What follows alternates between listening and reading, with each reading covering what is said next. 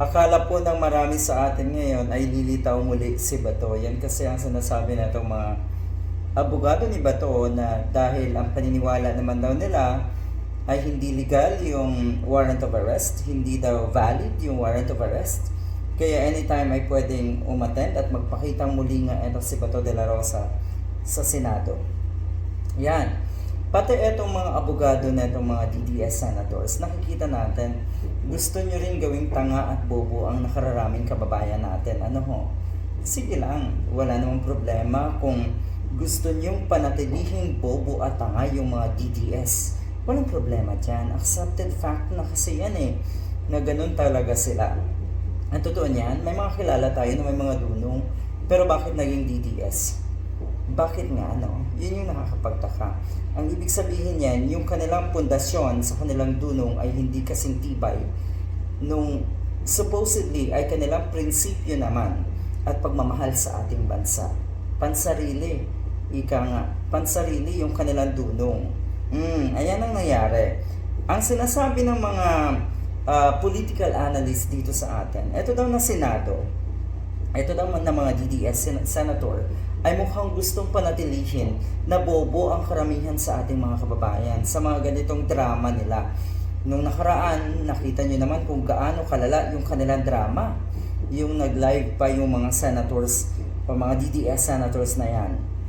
Totoo. Marami tayong mga kababayan na naandito na sa grupo na ito, yung sinasabing mga bobo na taga-suporta ng mga Duterte. Yun Totoo yun kung ayaw yung tawaging bobo, edi tawagin yung bobo rin, yung tumatawag sa inyo na bobo.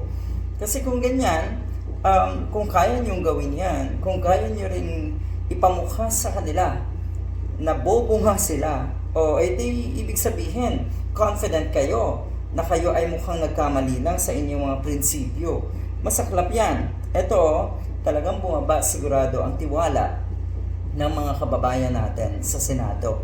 Yung tiwala po ng mga kababayan natin na nasa tamang kaisipan. Yung mga baluktot na ang kaisipan, walang problema yan. Siguradong naandyan pa rin ang tiwala ng mga yan sa Senado. Gusto nila nung ganun yung may kaguluhan, yung mga negatibong bagay, kahanga-hanga para sa kanila, yung mga ganitong klaseng senador. Di ba? Ang lala. Ito, ang sinasabi ng mga political analyst, yung trust sa Senado as an institution talagang bumagsak. At ang yabang na si Cayetano na kuno sa kanyang termino na ito, hindi daw natinag, hindi daw nabuwag, hindi daw nagupo ang Senado. Anong gusto mong sabihin? Na malakas ka bilang Senate President? Na malakas yung leadership mo? Totoo ba yun? Parang baliktad, di ba? Ang tingin daw nila, ang tingin na itong mga senators na ito, mga bobo ang mga karamihan sa mga kababayan natin. Kahit naman anong drama ay kakagatin neto kasing mga taga-suporta na itong mga senators na ito. Kahit anong drama, alam nyo na drama, oo. Pero, di ba, ano to? Pride na lang ba to? Pride na lang ang umiiral sa inyo? Kasi ang totoo niyan, nawala na kayo ng common sense, kayo mga taga-suporta na itong mga DDS senators na ito. Nawala na yung common sense sa inyo. Hindi nyo na alam kung alin ang totoo. At hindi nyo na rin alam kung alin yung imahinasyon. Kung alin yung drama sa totoo na nangyayari sa loob halimbawa ng Senado na ito.